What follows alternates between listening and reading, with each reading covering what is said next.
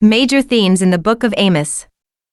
The Book of Amos presents a powerful and uncompromising message about the holiness, justice, and moral authority of the Lord.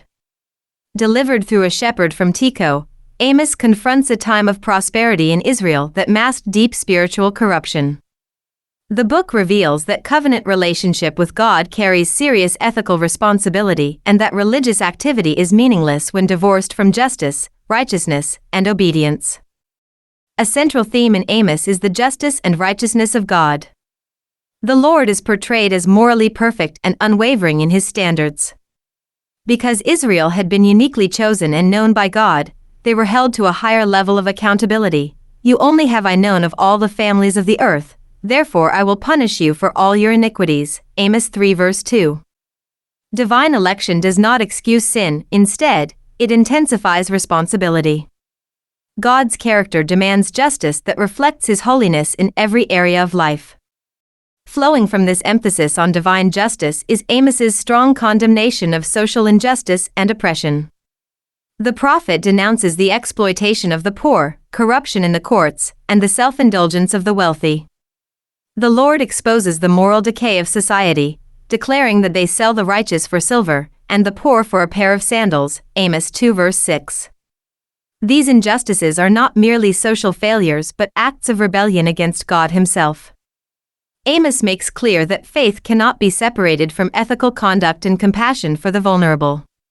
Another prominent theme is the futility of empty religious ritual. Despite Israel's frequent sacrifices, festivals, and songs, God rejects their worship because it is disconnected from obedience. The Lord declares, I despise your feast days. Take away from me the noise of your songs. Amos 5 verses 21, 23. Religious observance without righteousness is offensive to God. True worship, Amos insists, must be accompanied by a life that reflects God's moral will, summed up in the call, let justice run down like water, and righteousness like a mighty stream. Amos 5 verse 24. Amos also confronts false confidence surrounding the day of the Lord. Many in Israel assumed that this day would bring victory and blessing simply because they were God's people.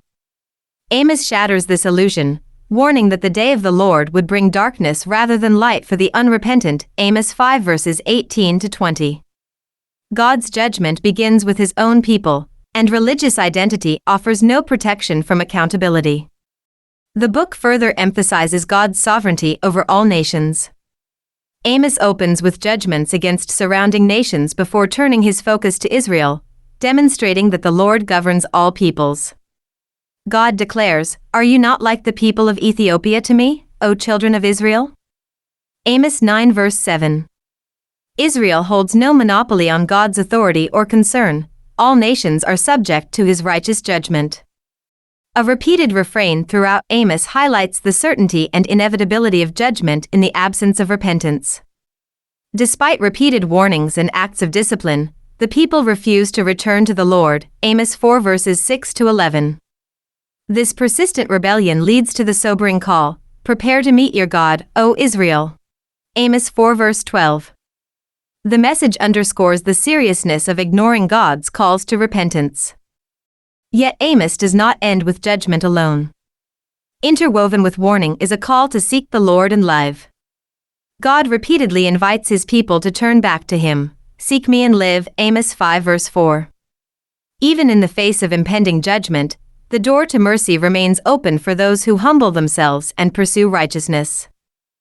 The book concludes with a message of hope and restoration.